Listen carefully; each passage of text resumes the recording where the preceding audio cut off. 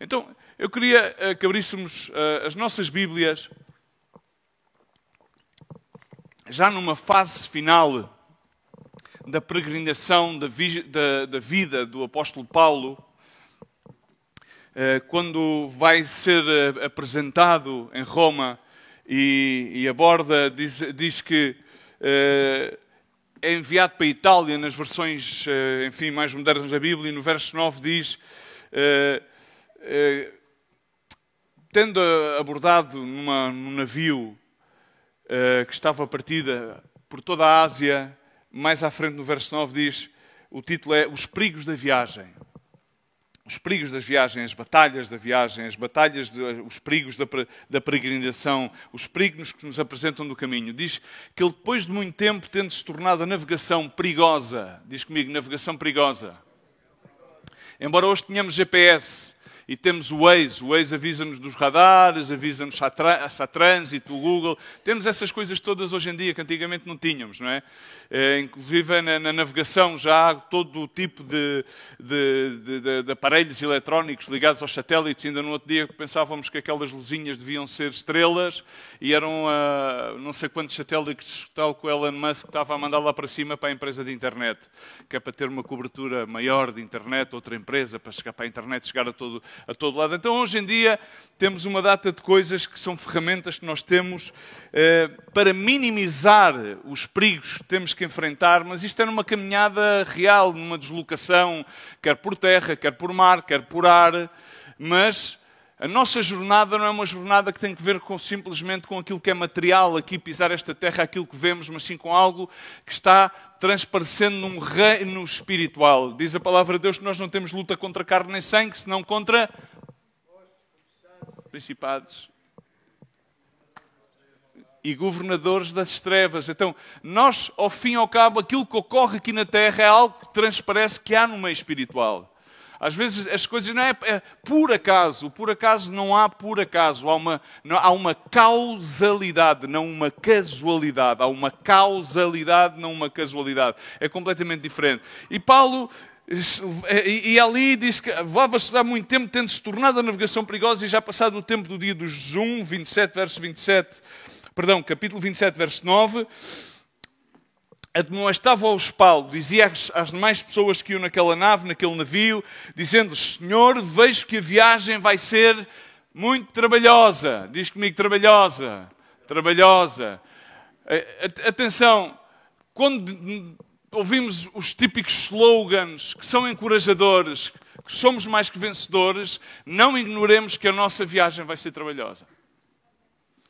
Vai ter períodos muito tumultuosos. Por isso devemos estar ancorados que somos mais que vencedores, para poderem vencer esses momentos da viagem trabalhosa. E diz que vai haver dano e muito prejuízo, não só da carga e do navio, mas também da nossa vida. Epá, não era muito encorajante aquilo que Paulo estava a dizer. Ele estava a dizer, pessoal, vai haver situações muito difíceis, a viagem vai ser perigosa, vai haver muitos trabalhos, vai haver danos. Cuidado, não vai haver danos da carga. Mas atenção, o centurião, por assim dizer, o mestre, o skipper, o capitão do barco, dava mais crédito, o centurião dava mais crédito ao piloto. O piloto do barco dizia, este tipo não percebe nada disto. Eu aqui é que tenho experiência do mar. E o centurião romano, que os levava para Roma, dava mais crédito ao mestre do barco do que ao que Paulo dizia. E assim foram. Diz a palavra do Senhor mais adiante, e quero começar a ler no verso 15.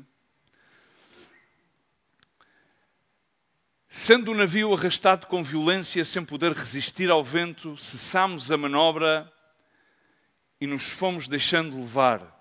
Noutras versões bíblicas, gosto de ler na Ferreira de Almeida, Revista e Corrigida, diz: e sendo o navio arrebatado e não podendo navegar contra o vento, não podia bordejar, não podia fazer nada. Dando de mão a tudo, nos deixamos ir à toa. A minha pergunta é, quantas vezes andamos à toa? Enfrentamos muitos ventos contrários, Se fôssemos um barco, íamos a ver que provavelmente temos o mastro, mas não temos a vela para poder bordejar, porque a vela já está rota.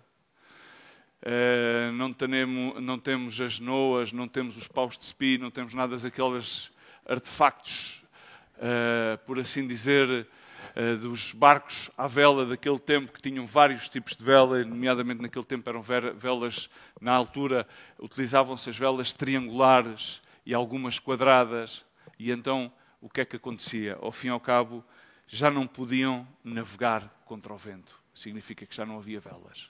Acabou-se. A ferramenta que lhes podia permanecer na direção já não a tinham. E então deixaram-se ir à toa. Assim acontece na vida de muitas pessoas que se deixam ir à toa.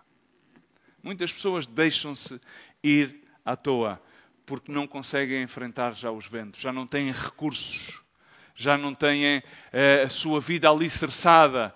Provavelmente ouviram muitos slogans cristãos, provavelmente ouviram muitos podcasts, provavelmente levam muitos anos inclusive na igreja ou no ministério, mas era tudo muito à tona, tudo era muito superficial, tudo era muito emocional.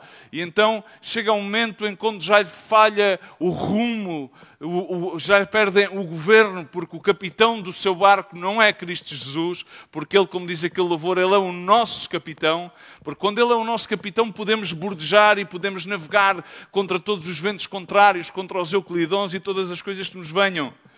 E então não resta nenhuma outra opção senão deixar que o barco vai à toa. No verso 16 diz: e correndo baixo uma pequena ilha chamada Cauda, apenas podemos ganhar o batel. E levando este para cima, usaram todos os meios, cingindo o navio.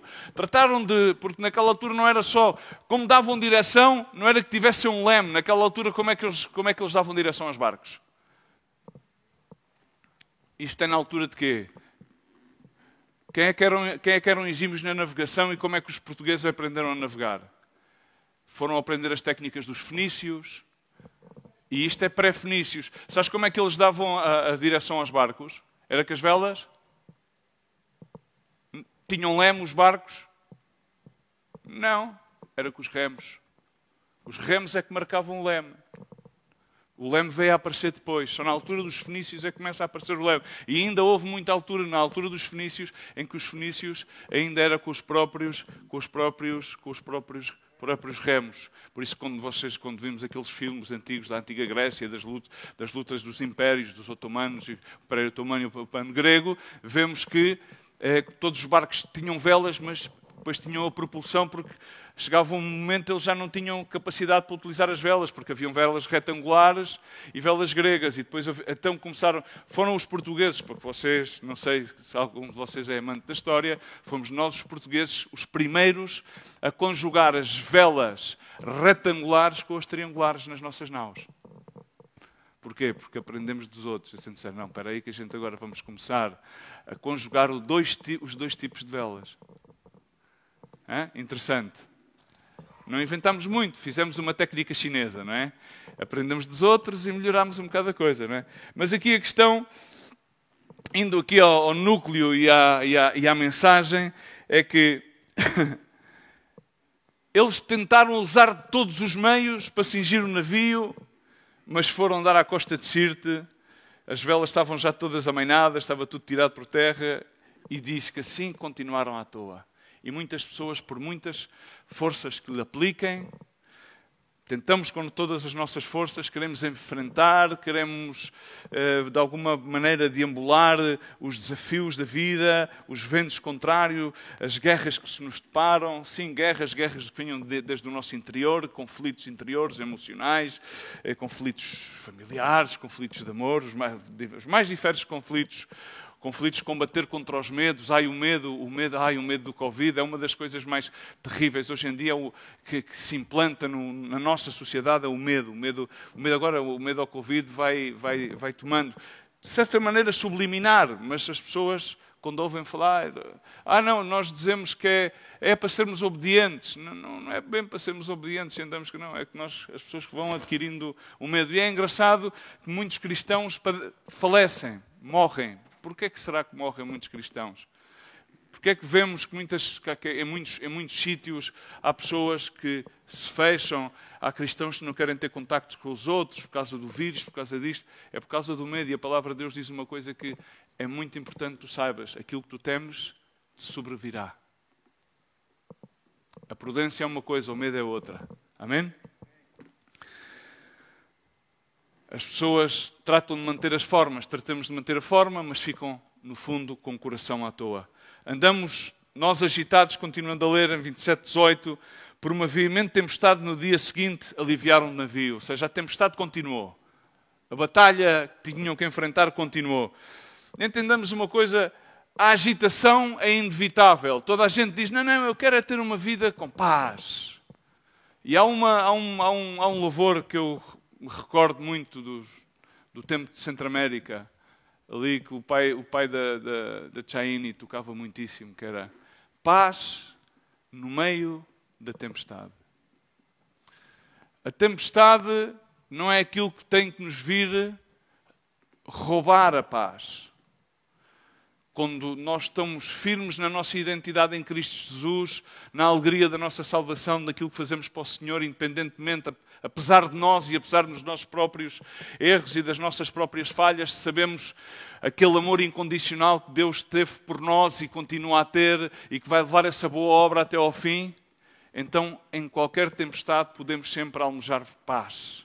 Porque começamos a contemplar as coisas de acordo ao reino espiritual, que é aquilo que nos vai possibilitar ser mais que vitoriosos. Agora, a agitação da tempestade, a agitação da guerra é inevitável.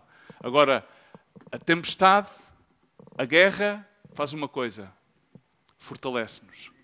Quem elude as tempestades, quem elude os conflitos da vida, quem trata de viver aquela, por assim dizer, aquela vida não cool, tranquila,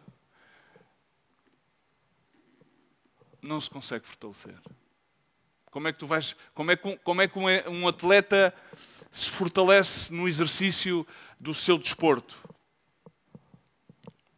Treinando e competindo. Treinando e competindo. Significa ir ultrapassando as diferentes barreiras que se vão pondo de acordo àquilo que lhe é proposto. Paulo faz essa analogia. E ao terceiro dia, nós mesmos, com as próprias mãos, lançamos ao mar a armação do navio. Diz comigo, lançamos ao mar. Mas isso é que ninguém quer fazer. Ninguém quer lançar nada ao mar. A gente queremos levar sempre tudo atrás. Queremos levar tudo atrás. Hoje em dia, eu lembro-me quando nós viemos de Centro-América, trazíamos 2 malas de 23 quilos. Uma, exatamente. Era uma mala de 23 quilos e era a outra que nos deixavam trazer um avião. E isso era suficiente para deslocarmos a qualquer lado. Hoje, quando há uma mudança de qualquer coisa, é um caminhão, é 2 caminhões, não sei o quê, é uma tristeza. E quando formos chamados ou levados ao Senhor, nem mala vamos poder levar, nem alforja, nem vestes. Amém? E estes homens tiveram que começar. Não resta outra opção senão uma coisa, senão despojar-vos. A palavra de Deus diz, Jesus Cristo, Ele mesmo se humilhou e despojou-se. Noutras versões bíblicas diz, esvaziou-se. E aqueles que estamos em Cristo, ou aqueles que têm o desejo de aceitar a Cristo e viver para Cristo, há uma escritura que fala acerca de despojar-nos. Diz em Colossenses 3:8, agora despojai-vos também de tudo. De quê? Tudo. Ira, cólera, malícia. Não, eu sei que aqui ninguém é mau, não sou só eu, é que às vezes sou mau. Tendencialmente pela minha própria natureza. De maldicência. Eu sei que aqui ninguém tem... Não, isto é uma igreja já perfeita. Ninguém diz mal. Ou seja, ninguém diz essas coisas e tal. Ninguém diz chamo-lhe aqueles piropos picantes. Não é que sejam picantes naquele sentido assim, 3x, como às vezes as pessoas pensam. Aquelas das palavras torpes que saem da vossa boca, não mintais uns aos outros. Eu sei que ninguém mente. Então isto aqui é tudo santificado, imolado.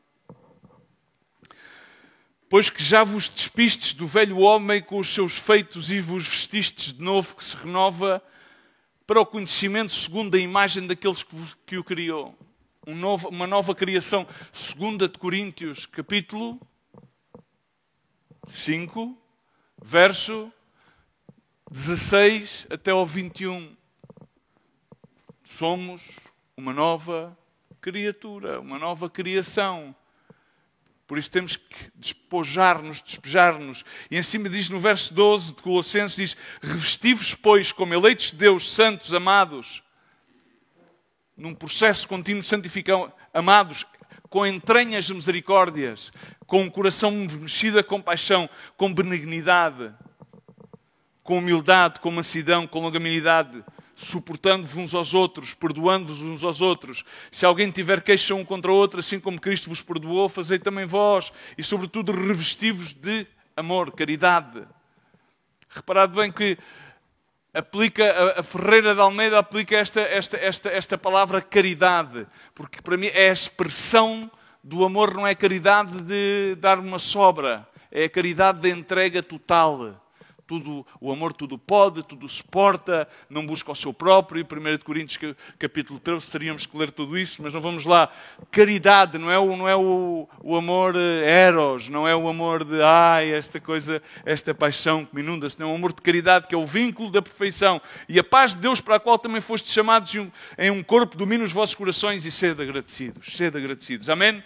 E a paz de Deus diz que à medida que tu despojas de ti mesmo e te revestes de Cristo, revestes destes caracteres que são a criação que Cristo cria em ti, nessa nova criatura, então começas a manifestar em ti algo que é completamente diferente àquilo que são a manifestação da nossa própria carne, que é o que é próprio de nós mesmos, que é manifestar a maldade, a ira, enfim, a discórdia, enfim, a maledicência, todas aquelas coisas que podem sair de um coração mau, mas um coração que é transformado por Deus, que se despeja de todas as coisas. Aquele barco deve ser despejado, e esse barco é a figura da nossa vida a navegar num mundo no qual estamos colocados como um navio com muitos ventos contrários e que temos realmente que despejar-nos. Mas também há aqui uma palavra muito importante, que é ser agradecidos. Há uma incrível diferença entre os nossos padrões e os padrões de Deus. Entre o estar despojado de nós mesmos e o estar revestidos por Cristo.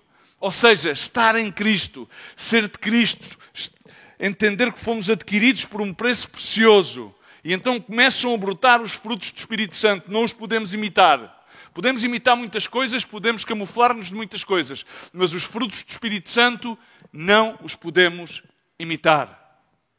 E então o que é que acontece? Isso é aquilo que produz paz. E então no meio das tempestades, no meio das situações mais difíceis, a primeira instância da nossa carne é panicar, é ficar em pânico. Ai!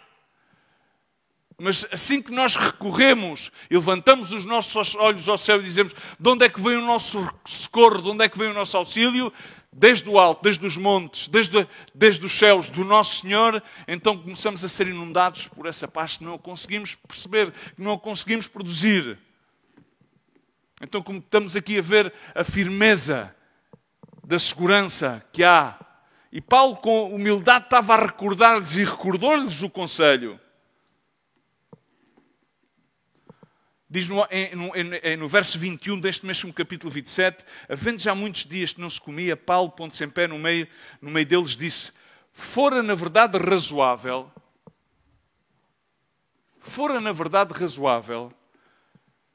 terem-me ouvido e não partir de Creta, e assim evitariam este incómodo e esta perdição. Quantas vezes vem-nos palavra, vem-nos conselho, vem algum irmão e nos diz: olha, não, este caminho é incorreto, vê lá, cuidado, as tuas atitudes não são as mais adequadas. E nós a primeira coisa que pomos logo é um mecanismo de defesa, que é o contra-ataque. Quantas vezes? E aqueles homens também presumiram que sabiam, não? E eles eram, ao fim e ao cabo, eram pessoas entendidas. O patrão da nave, por assim dizer, o mestre, não é? Não é o marimestre, mas ele também era mestre de barcos. Ele pensava que entendia daquilo, agora vem-me este, enfim, que era cidadão romão e era, romano e era judeu, que era Paulo. Agora este vem para aqui que não entende nada disto, que é pregador do Evangelho, agora quer-me vir ensinar a levar o barco. E claro, o centurião, como todos nós fazemos, não é? O carpinteiro à sua carpintaria e o soldador à sua serralharia, não é? Foi confiar, porque não entendia que estava ali um homem de Deus. E muitas das vezes vem alguém e diz, este está-me a dizer isto, porque às vezes até mesmo no nosso meio, este está-me a dizer isto, mas isto tem uma segunda intenção. Já sei, a gente não pensa assim, porque esquecemos de nos despojar do nosso entendimento carnal. E no verso 22, Paulo continua a falar com eles. Agora admoesto-vos que tenhais bom ânimo. Vocês estão cá? Bom dia. Olha uma coisa, ele primeiro recordou-lhes. Muitas vezes a gente tem que... Eu no trabalho que faço, às vezes tenho que... Sou uma pessoa pouco simpática, às vezes, para grande parte das pessoas. Porque tenho que chamar a atenção a várias situações e às vezes quando chamas a atenção de situações peculiares, as pessoas não lhe agrada. Não lhe agrada. E tomam isso como um ataque. Então... Tomam isso como um ataque. Mas repara bem o que é que... Mas normalmente quando tu ministras ou quando queres ministrar a alguém, não estás a atacar ninguém. Estás, olha, cuidado. Às vezes pode não ser uma chamada de atenção, pode ser simplesmente uma motivação, pode ser simplesmente um encorajamento. Mas aqui Paulo fez algo que todo servo de Deus, todo pastor, todo filho de Deus tem que fazer. É recordar àquela pessoa, olha, repara bem, chegámos aqui, primeiro temos que entender o que é que nos trouxe aqui. O que nos trouxe aqui é que eu dei-vos um conselho, e esse conselho vem por revelação de Deus. Vocês não fizeram caso. E chegámos aqui por causa disto. Ok? Ok? O que é que tu chamas isto, normalmente na gíria popular? Lá está ele agora a recriminar-nos. Está-nos a recriminar. Não é recriminação. É recorda-te de onde é que saíste. Recorda de onde caíste. Recorda de onde Deus te tirou.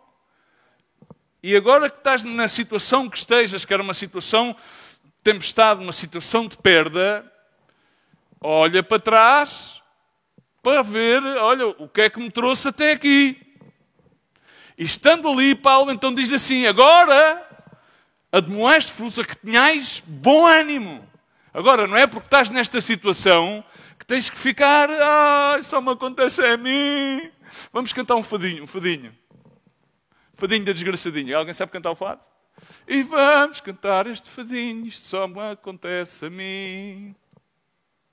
Isto é sempre assim, isto nunca muda, isto vai ser sempre, estas coisas são não pensas assim às vezes? Quem é que pensa assim às vezes? Eu penso assim às vezes. Já estou farto disto, sempre a mim é que me acontece. Não devia ter feito isto, não devia ter feito. Sim, mas é que tinha que ser assim. Tinha que ser assim, mas ele diz ao Senhor, diz-lhe, ok, bom ânimo. Porque não se perderá a vida de nenhum de nós, mas somente o navio. Porque esta mesma noite o anjo de Deus, de quem eu sou e quem eu sirvo, esteve comigo. Agora há aqui uma coisa muito importante.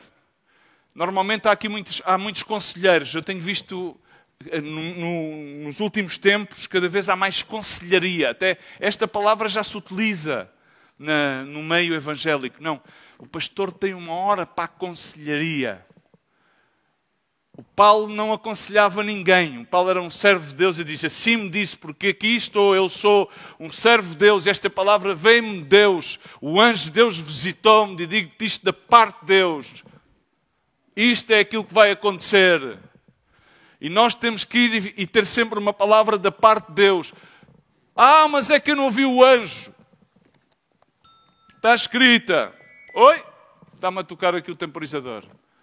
É da parte de Deus, ok? E isto foi aquilo que passa. Não temas. Importa que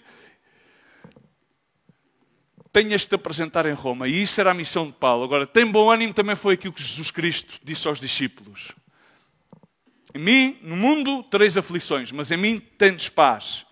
Tende bom ânimo, porque eu venci o mundo. Então não te deixes levar pelas circunstâncias da tempestade, não te deixes levar pelas dificuldades do caminho, da batalha. E quando Paulo também escreveu a Timóteo, segue a doutrina, o meu modo de viver, a intenção, a longanimidade, as perseguições e as aflições, tais como me aconteceram a mim e a todos aqueles que vivem piamente. Agora, Paulo dizia a Timóteo, os homens maus e os enganadores vão de mal a pior, enganando e sendo enganados. Tu, porém, e digo, tu, porém, permanece naquilo que aprendestes e te fostes inteirando, sabendo de quem has aprendido. E desde a tua juventude, sabe as sagradas escrituras que podem fazer de ti sábio para a salvação pela fé que há em Cristo Jesus. Amém? Há muita gente que quer aprender muita coisa e há muita coisa curiosa que nos é útil para aprender. Mas aquilo que nos é mais necessário é aprender as sagradas escrituras que nos podem fazer sábio para a salvação. Por meio da fé em Cristo Jesus. Amém? E a palavra de Deus é clara em enfatizar sempre o mesmo, que é aquele slogan que toda a gente conhece. Conhece aquela escritura? Somos mais que... É verdade. Tudo, mas depois, e o resto da lista das coisas que Paulo fala a seguir. O que é tudo? Fome, nudez, perseguições, e depois termina por dizer nada, nem morte, nada nos separará do amor de Cristo. Eu costumo dizer, há solução para tudo. Na gíria popular diz-se, há solução para tudo menos para a morte. Mas aqueles que estão em Cristo Jesus, temos solução para tudo e até para a morte. Porque para nós não há morte. Há uma passagem transcendental àquilo que é eterno. A uma nova vida. Uma vida da glória. Quando nós servimos a Deus, implica que temos que conhecer o Deus ao qual servimos. E implica, eu vi o irmão Faria, dele falava-me sobre a sua impressão que teve nesta última reunião sobre a identidade. E é engraçado quando Jesus Cristo foi tentado, ele falou dessa pequena analogia com os jovens. Quantas vezes o diabo lhe disse, se és tu o Filho de Deus, quer dizer que muitas das vezes vem exatamente este tipo de situação à tua mente. Serás que tu és Filho de Deus? Será que tu estás salvo?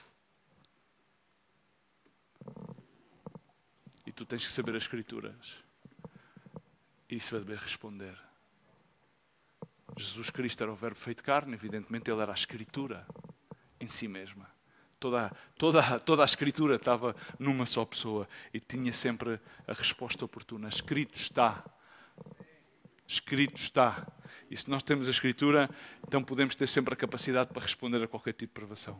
Mas vamos ter que enfrentar continuamente a batalha contra a nossa própria natureza. Por isso temos que despejar-nos e revestir-nos de Cristo. Em Gálatas, como todos nós sabemos, diz,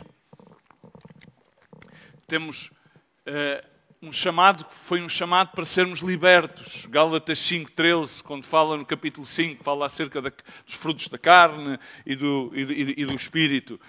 Mas não usemos a liberdade que Deus nos deu para darmos ocasião à carne. Mas antes diz comigo, sirvamos uns aos outros pela caridade. Ok? Por toda a lei se cumpre numa só palavra. Amarás o teu próximo como a ti mesmo. Mas há aqui algo que existia na igreja em Galácia. Não é a igreja do Pico das Galáxias, que está lá naquele canal do YouTube do Brasil, ok? Não é essa igreja, é a igreja da galáxia. Não é Pico das Galáxias. É? Que esse é um tipo de burlão que se burla da igreja. Mas se vós, porém, vos mordeis e devorais uns aos outros, vede que não vos consumais também uns aos outros. Muitas vezes as pessoas, o pior membro que temos, eu no outro dia dizia isto numa reunião de contabilidade, e as pessoas às vezes que passam, têm um trabalho assim mais estático, tem um grande perigo que é a língua, mas a língua devia ser, eu penso que devia ser como um rolo, aqueles rolos dos pergaminhos, Mas um bocadinho mais à frente do uso do pergaminho, eles conseguiram ter um sistema, já não me recordo em que século, em que o pergaminho depois tinha uma forma de se enrolar automaticamente para trás. Eu acho que nós devíamos ter esse mecanismo, né? Que a língua, em vez de estar sempre estendida, devia se enrolar um bocadinho mais para trás. Não para sufocar-nos, mas sim para evitar de que, como se diz na gíria popular, que entre mosca ou saia... Pi. Vocês entendem, não é? Porque essas coisas depois levam a que haja mordidelas. Cuidado. Andai no Espírito, andai no Espírito e não cumprireis a concupiscência da carne. Enfim, podíamos ler muito mais isto. Todos aqueles que estamos em Cristo, ou presumimos estar em Cristo, ou queremos estar em Cristo, ou queremos alicerçar-nos apesar das nossas próprias batalhas, vamos ter esta primordial batalha todos os dias. Por isso temos que mortificar as obras da carne. Temos continuamente que lutar contra o nosso próprio eu, que é como um boneco gigante da Michelin, a nossa própria carne, os nossos próprios intuitos, os nossos próprios desejos que nos querem afastar das Sagradas Escrituras. Paulo, quando escreveu a Tiago, dizia, de onde vêm as guerras e as pelejas dentre vós? Vêm de onde? Do vosso interior. Os vossos deleites. Por isso é que dentro de vocês mesmos há uma guerra. E falava da cobiça, da inveja, daquilo que nós queremos e não alcançamos, combatemos para coisas e guerreamos e então nada demos, não temos porque não pedimos. E chamava-lhes mesmo naquela altura, ó adúlteros e adúlteras. Não sabeis que a amizade com este mundo, não é com este mundo que Deus criou, porque Deus fez tudo bem, mas é com o sistema deste mundo. Muitas vezes a nossa natureza quer nos levar a ficar agarrados àquilo que é superficial. Por isso ele faz sempre esta contraposição, Paulo, da carne contra os espíritos. Por isso, da carne contra o espírito. E Jesus Cristo disse aos seus discípulos, se alguém quer vir em pós de mim, renuncie-se a si mesmo e toma a sua cruz. O que é que acham entre vocês, mesmo aquele todos que estamos aqui já há alguns anos a servir a Cristo, o que é levar a cruz? O que é levar a cruz? O que é que vocês acham que é levar a cruz? É estar no ministério a 100% é levar uma cruz? É servir os outros é uma cruz? As pessoas são muito chatas, eu sei. É uma cruz? Isso é uma cruz? Não, a cruz somos nós mesmos, é a nossa própria natureza a qual temos que despojar e mortificar. É essa que nós temos que levar até àquele dia, que seremos totalmente livres dela. Essa é a nossa cruz, pois toma-te a ti mesmo, tu és a tua própria cruz. O teu homem carnal é a tua própria cruz, que é pesada, que te quer puxar para baixo. Mas Cristo quer te puxar sempre à sua presença. A batalha contra os familiares, já falei várias vezes disto, vim pôr distinção contra o seu pai e a sua filha contra a sua mãe e a nora contra a sua sogra, assim os inimigos do seu homem serão os seus próprios familiares. Estamos cá? São os seus próprios familiares. Muitas vezes a batalha não é... A batalha trava-se no lar. Às vezes, inclusive, é com aqueles que creem e os outros que não creem. Uns têm fé e outros não têm fé. Aqueles que muitas vezes querem viver pelo Espírito e outros querem viver pela carne. Ai, amigo, aí começa a haver o braço de ferro. Assim diz o Senhor. Diz o Senhor, mas isso é para ti, que para mim não é. Aqui não entra. Ai, começa. Marido e mulher, pai e filhos. Ui, ui, ui. Mas o Senhor vem pôr a sua espada. E a maioria das oposições que os cristãos vivem hoje em dia, que os filhos de Deus vivem hoje em dia, é dentro do seu próprio lar. É dentro do seu próprio lar. Mas para isso há que fortalecer-se um Senhor. Tem que viver pelo Espírito, tem que entender que a nova criação tem que estar sempre a florescer, tem que estar disposto a dar a outra face, a sofrer o agrávio. Quando Jesus Cristo disse que quem ama mais a pai e a mãe do que a mim não é digno de mim, quem ama o seu filho ou a filha mais do que a mim não é digno de mim, ai, isso é uma batalha tão séria e tão real. Olha Abraão, que não havia maneira, que em cima depois a seguir caiu na jogada e a esposa toda à pressa, a Sara, lá se lhe foi meter a escrava a Agar e enfim, já deu aquilo que deu. Mas depois quando veio Isaac, o que é que aconteceu? O que é que lhe aconteceu depois? Já depois de ele estar intimamente relacionado com o seu filho tinha pai 12 ou 13 anos, e vem o Senhor e diz-lhe: olha Abraão, vem cá que eu quero ter uma conversazinha contigo, meu filho, meu amado, pai de muitas nações, vais ter que sacrificar o teu filho. E Abraão montou logo um 31. Não, Abraão preparou tudo, preparou o moço, o jumentinho, e foi até ao altar. Até quando o moço começou a ver aquilo tudo preparado, perguntou: e agora onde é que está o animal para o sacrifício? Enfim, o cordeiro, ou aquilo que a gente queiramos. Era ele. Era ele. Essa batalha.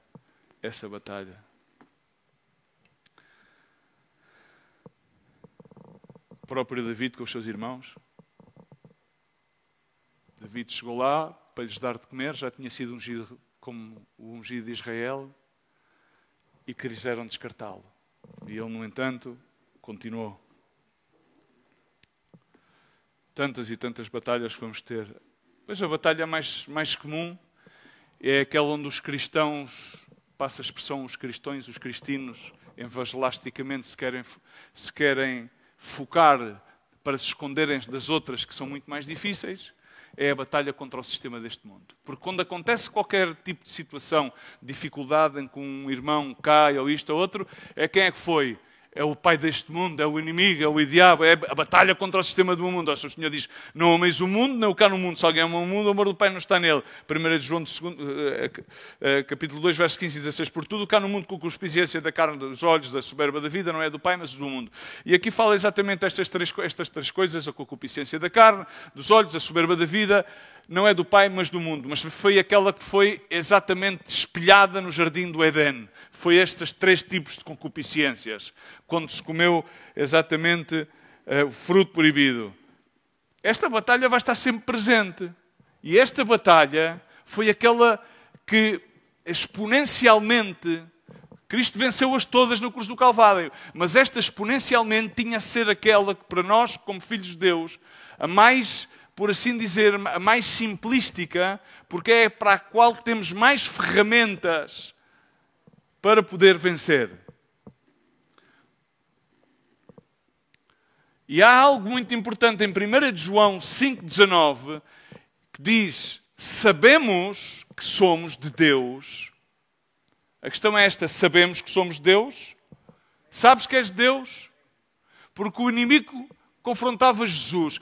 Então olha lá, se tu és filho de Deus, estás a ver este pináculo, eu subo-te aqui ao pináculo, mostro-te aqui todos estes territórios, eu posso dar isto tudo, mas olha, vai, então atira-te, e como és filho de Deus, diz aos anjos que venham e que te segurem. Se tu és filho de Deus, então diz a esta pedra: transforma-se em pão, e ela se transformará. Se tu és isto, será que és filho de Deus? Tu és filho de Deus, porque se tu sabes que és de Deus, se tu sabes que és filho de Deus, também tens que saber outra coisa, que é a segunda parte do versículo, que todo o mundo está, na versão mais antiga diz, da Reina Valera Antiga diz, jaz, está sobre a pressão do maligno, ok? Mas isto é para que nós não vamos por aí a dizer que está tudo, não é tudo mau. Mas tu tens que saber, tens que conhecer. E aí começas a enfrentar as lutas. Quando tu vês as pessoas com certas e determinadas atitudes, começas a ver que por trás dessa atitude há qualquer coisa que não tem que ver com essa pessoa. Não é nada pessoal. Provavelmente não é nada pessoal da pessoa contra ti. Às vezes as pessoas têm atitudes assim um bocado fora do normal. E nós pensamos: não é que esta pessoa não gosta de mim, não me grama, só faz este tipo de atitudes. Não, cuidado. Não, muitas vezes não é a pessoa. A pessoa é simplesmente arquitetada debaixo de várias opressões que manifesta exatamente o maligno que há neste mundo. Diz que o justo é libertado da angústia e o impio fica em seu lugar. O justo, aquele que permanece em Cristo Jesus. E a batalha contra o inimigo. Nesta batalha contra o mundo, nós normalmente temos aquele princípio que dizemos, bom, a culpa é do inimigo. 1 Pedro 5,8, todos nós conhecemos esta escritura, diz, ser sóbrios. Sermos equilibrados. Vigiai. Estar atentos. Porque o diabo, vosso adversário, anda em derredor, bramando como um leão buscando a quem devorar. Significa que ele anda sempre a ver aquilo que fazer para tratar de devorar. Mas eu acho que nos tempos em que vivemos hoje as coisas vão mais para além. No outro dia fazíamos uma reflexão acerca dos tempos que vivemos atualmente. Eu acho que hoje em dia o diabo já não quer destruir tanto. Ele vem para roubar, para matar e para destruir. Porque repara uma coisa, se a criação, Deus, os homens, estamos neste mundo, o que é que se fala mais hoje em dia? Que o mundo que os recursos vão se extinguir, não é? Ajudem-me lá, principalmente os mais novos. O que é que vos ensinam lá nas escolas e nas universidades? Está tudo a acabar, a camada do ozono, a água, a terra, e é verdade. Ou seja, a forma de viver humana veio, ao fim e ao cabo, destruir os recursos naturais. E está a destruí-los gradualmente. É ou não é? Antigamente havia guerras, agora há guerras, há alguma que outra. Ok? Estão-me a fazer sinal para terminar. Mas vocês já pensaram, por exemplo, se o diabo destruísse, o diabo é tão mau aquele que fosse mesmo para destruir, se ele destruísse isto tudo, depois o que é que ele fazia? Acabava-se-lhe o trabalho, não é? Mas a Bíblia ensina-nos que ele terá que surgir, não quero entrar em escatologia, terá que se levantar o reino do anticristo. É ou não é? Mas agora, vocês lembram-se daqueles filmes que há do Chuck e aqueles meninos traquinas que fazem bonequinhos e cortam as cabeças aos bonecos e tal. Agora imagina-te uma coisa, imagina o diabo, isto assim num cenário teatral, não é? Com toda a malta e depois o principal opositor do reino das trevas é o quê?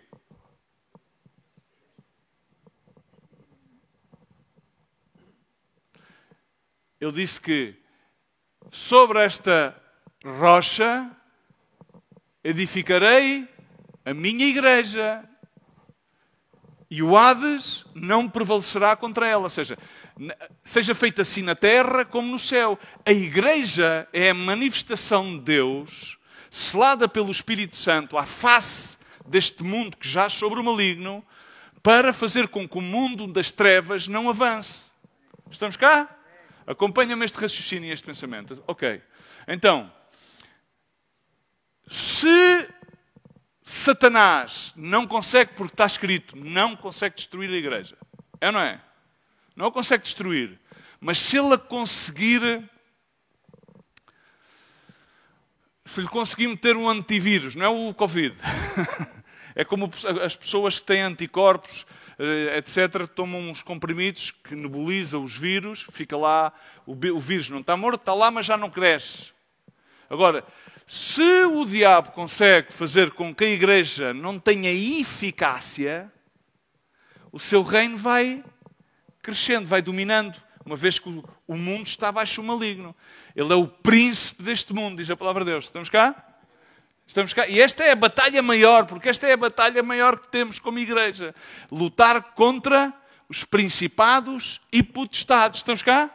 Agora vejamos uma coisa. Se ele, no meio disto tudo, não vai destruindo todo o mundo, senão o que vai fazendo é reformatando o mundo. E fazendo com que os cristãos sejam iguais ao mundo. Estamos cá? Significa estéreis, porque o princípio de Deus e o princípio de Jesus é multiplicar. Multiplicar significa fazer discípulos. As pessoas querem hoje em dia ter uma igreja muito cheia, que é para ter gente na plateia, não é? ok? Não estão muito preocupados em fazer discípulos. Os discípulos são feitos, são ensinados, discipulados, para que depois possam ser enviados e fazerem outros discípulos. Estamos cá? Estamos cá? Então, se o diabo consegue meter todas as filosofias que ele foi inculcando neste mundo e metê-las todas dentro da igreja, para que a igreja seja mais parecida com o mundo do que com o reino de Deus nesta terra, faz com que a igreja seja menos eficaz. Estamos cá? E provavelmente pensemos, poderá ser que é isso que esteja a passar? Poderá ser que esta guerra contra o leão já se tenha refinado mais e já não venha como um leão que me quer comer, mas que me quer assimilar, inocular um vírus. Ele já não quer fazer com que eu não seja cristão. Ele quer é que eu seja um cristão ineficaz. Porque ele assim, de vez em quando, liga lá o canal dos cristãos, lá na televisão dele, e farta-se de rir e dizer, olha aqueles tipos, não conseguem fazer nada. Para eles é um programa de rir, é como uma stand-up comedy. E começa a ver-nos os predicadores, olha aqueles ali, já não se multiplicam. Eu antes estava sempre à rasca, os tipos andavam sempre ali, eu tinha que mandar sempre a pirar, mas agora já não posso. E esta é a guerra principal. Porque ele disfarça-se de muitas... Ele é o filho da luz que se disfarça como luz, enfim, das maneiras... E esta é uma batalha que vem em todas as áreas. Esta batalha é assimilada desde a primeira, desde a nossa natureza, porque ele aí começa a mexer. A seguir, a nossa natureza manifesta-se também dentro do nosso seio familiar, porque ele começa a manipular com sentimentos, emoções, começa a manipular. Pois a seguir, com o sistema, porque o sistema é dele. Ele é que monta o sistema deste mundo. Ele é que o financia, os diferentes sistemas filosóficos, políticos, religiosos. Ele é que arquiteta aquilo tudo. E as pessoas pensam, não, os cientistas não. Eles, evidentemente, de uma forma altruística, mas é tudo arquitetado. Ou seja, não estou a falar de uma grande conspiração. Estamos a falar simplesmente do reino espiritual. E então nós, como devemos ser exatamente aquela ferramenta, os filhos da luz, aqueles que na realidade, como diz a palavra de Deus em Romanos, diz que a criação está expectante que manifestemos a glória de Deus, e a glória de Deus era que nós deveríamos manifestar tamanho poder, e os irmãos do louvor podem subir cá para cima para terminar, devíamos manifestar tamanha unção da parte de Deus que nos multiplicavam, não precisávamos ter não sei quantas. Hoje em dia, falava com o Faria no outro dia, hoje em dia as igrejas estão muito preocupadas em terem estratégias para alcançar pessoas. Mas se nós formos ver a história da igreja, não era assim. Antigamente, diz que a igreja, os irmãos juntavam-se com singeleza juntos, nas suas casas, partiam um pão, adoravam, cantavam, e o Senhor, Deus, Pai, Filho e Espírito Santo, trazia aqueles que se haviam de salvar. Estamos cá? E essa era uma multiplicação porque era genuína, porque vinha por parte do meio do Espírito Santo. E aquilo que acontece, na realidade, é que hoje há muita estratégia humana. E dentro do humano diz que a sabedoria humana, a sabedoria carnal é primeiramente animal, terrenal, carnal e diabólica. Amém? Estamos cá. Então, é aqui neste último reino, nesta última batalha, que é a batalha contra o diabo, que nós temos de ter, diz, não devemos ignorar nenhum dos seus ardis. Estamos cá. É esta que é a mais importante. Em 2 Coríntios diz, porque não ignoramos, Paulo dizia aos Coríntios, não ignoramos quem? Ele e as pessoas estavam a servir com ele, naquela igreja que era uma igreja problemática, de capções, de gente com poder económico, de gente de uma cidade poderosa como a cidade de Corinto, de gente com muito conhecimento religioso, com muitas tradições, mas nós não vamos ignorar. Agora, os justos, como diz a palavra de Deus, os justos deviam ser como a luz da aurora, que vão sempre em crescimento. Deviam permanecer firmes na fé, firmes na caridade e ir multiplicando-se. Como diz também Isaías, alargar as estacas da tenda. Mas não como uma estratégia de marketing. Sim, ainda por cima hoje que temos todos os meios, internet, isto e o outro, mas não montar shows evangélicos, não montar estratégias humanas, estratégias de discipulado, estratégias disto, estratégias daquilo. A única estratégia válida é o poder do Espírito Santo. No nosso meio há muita gente, inclusive às vezes muitos pastores, que não têm o batismo do Espírito Santo. E o seu batismo do Espírito Santo, a igreja não pode avançar. O reino das trevas não vai retroceder. É a única maneira. Senão, de outra maneira, ele vai continuar a ver o seu espetáculo e vai dizer: olha estes tipos, a brincar à religião. Isto é o que eu queria, que é que eles estejam a brincar à religião. E ele vai reformatando o mundo, de maneira que o mundo não se lhe acabe, para que ele possa continuar a brincar com as suas marionetas e a fazer aquilo que ele quer. É necessária essa perseverança sempre continuamente no caminho, mas ter constante estas verdades, não desfalecendo nunca no meio do caminho.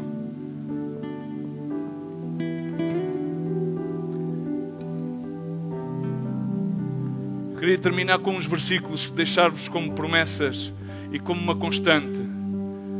O salmista dizia no Salmo 34, verso 19, que muitas são as aflições do justo. Muitas serão sempre as nossas tempestades. Muitas serão sempre as nossas batalhas. Muitas. Muitas batalhas. Muitas tempestades. Mas diz que o Senhor o livrará de todas. Muitas serão as nossas aflições. Não é aquela do para de sofrer, não. É sofre penalidades como bom soldado de Jesus Cristo. 2 Coríntios diz: por como as aflições de Cristo abundam em nós, dizia Paulo. Abundam em nós as aflições de Cristo. Assim também a nossa consolação. A consolação abunda por meio de Cristo. 2 Coríntios 1, capítulo 1, verso 5. E Paulo dizia isto, e quero encorajar-te com estas palavras. Paulo dizia isto a Timóteo, na sua segunda carta. Tu, pois, meu filho, nós como filhos de Deus, fortificamos na graça que há em Cristo Jesus. E despertemos o dom de Deus que existe em nós. Ele recebeu por imposição de mãos de Paulo. Muitos de nós não sei porque imposição de mãos de quem é que o recebemos. Diz que Deus não nos deu um espírito de medo, mas de fortaleza, de caridade e de moderação. Não nos envergonhemos do testemunho do nosso Senhor. Não. Nem nos envergonhemos daqueles que estiveram antes de nós, aqueles que nos precederam na fé. Ele dizia, Paulo falava em relação assim: não te envergonhes de mim, que sou prisioneiro seu. Mas diz: participa das aflições do Evangelho, segundo o poder de Deus. Amém? Segundo o poder de Deus. Ele que nos salvou e diz, chamou-nos para uma santa vocação, mas escuta, não segundo as nossas obras, mas segundo o seu próprio propósito. Estes versos tão ricos.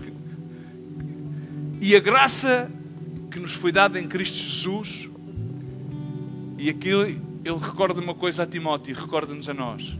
Essa graça não nos é dada agora, foi-nos dada antes dos séculos. João capítulo 1 começa a falar de Gênesis. O verbo era. Ele era antes de todas as coisas e continuará a ser depois de todas as coisas. Qual é que é o objetivo final? Possamos chegar ao fim da carreira e dizer como Paulo disse: combati o bom combate. Combati. Sim. Não. Senti-me às vezes cansado do caminho. Sim. Mas diz a coroa de justiça. Combati o bom combate, mas ele diz que acabei a carreira, guardei a fé. Desde agora a coroa de justiça está-me guardada, a qual o Senhor justo juiz me dará naquele dia. E não somente a mim, a pergunta: amas a vinda do Senhor? Mas também a todos aqueles que amarem a sua vinda. E uma promessa: este é o concerto, esta é a aliança, diz o Senhor, que farei contigo depois daqueles dias. Porei a minha lei nos seus corações. Ele vai pôr a sua lei no teu coração. E vai escrever no teu entendimento. Acrescenta: jamais me vou lembrar dos teus pecados e das tuas iniquidades. Assim que a nós cabe-nos a outra parte, depois de receber esta promessa. Cheguemo-nos com verdadeiro coração. Não com um coração religioso, não com um coração humano, mas com um coração verdadeiro, quebrantado. Em inteira certeza de fé, com uma certidumbre inabalável, tendo os nossos corações purificados de má consciência. Não venhas com uma má consciência. E tendo o nosso corpo lavado com água limpa, que é a palavra de Deus. E assim façamos uma coisa, retenhamos. Eu queria convidar-te a que tu te pusesses de pé. Fechasse os teus olhos por um só momento. Retenhamos firmes a confissão da nossa esperança. Porque fiel é o que prometeu. Fiel é o que prometeu. Agora, olha bem. Porque isto é uma coisa que não tens que fazer ao domingo, mas tens que fazer todos os dias. Consideremo-nos uns aos outros para nos estimularmos à caridade e às boas obras. Fecha os teus olhos aí onde estás. Tu mesmo vais decidir. Podes já ter aceitado a Jesus Cristo como teu Senhor e Salvador. Mas hoje é dia que possas fazer concerto, aliança, pacto. Um pacto é um pacto de sangue. A palavra pacto em hebreu, a palavra aliança, covenant, em hebreu significa cortar a sangue. E o sangue é uma coisa muito importante, é predominante na Bíblia, desde o Antigo até o Novo Testamento. O Antigo Testamento era com sangue de animais, o Novo Testamento foi selado como um pacto de graça pela sangue do Cordeiro de Deus, que tirou o pecado do mundo, a sangue de Jesus. E hoje é dia que tu possas fazer aliança, pacto com Cristo e chegar-te com um coração sincero, verdadeiro, com certeza de fé, que Ele pode livrar de todas as tuas angústias. Ele pode dar-te as ferramentas para que tu chegues ao fim da carreira, guardando a fé, para que possas ser coroado em justiça. Amém? E se não conheces a Jesus, hoje é dia que tu possas aceitar a Jesus como Senhor, como teu Senhor e teu Salvador. Fecha os teus olhos por um só momento.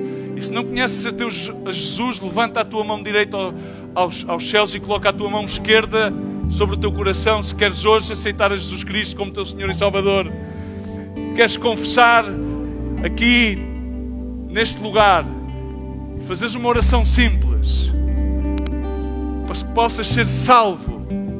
Basta com somente crer no teu coração e confessar na tua boca. Toda a tua realidade vai mudar, porque Jesus quer viver contigo. Ele quer morar em ti. Ele quer transformar a tua vida. Mas simplesmente, se queres fazer aliança com Deus nesta manhã, renovar a aliança, chegar-te confiadamente diante do seu altar e dizer-te que estás provavelmente cansado, estás provavelmente ferido das batalhas, das tempestades do caminho, e dizer-lhe: Senhor, eu quero confiadamente chegar diante de ti, Senhor, para que tu, Senhor, revalides nesta manhã a tua aliança comigo, Senhor. Senhor, para que por meio da tua sangue tu me limpes e me santifiques. Aí também podes colocar a tua mão direita sobre o coração e levantar a tua mão esquerda aos céus, e vamos orar juntos.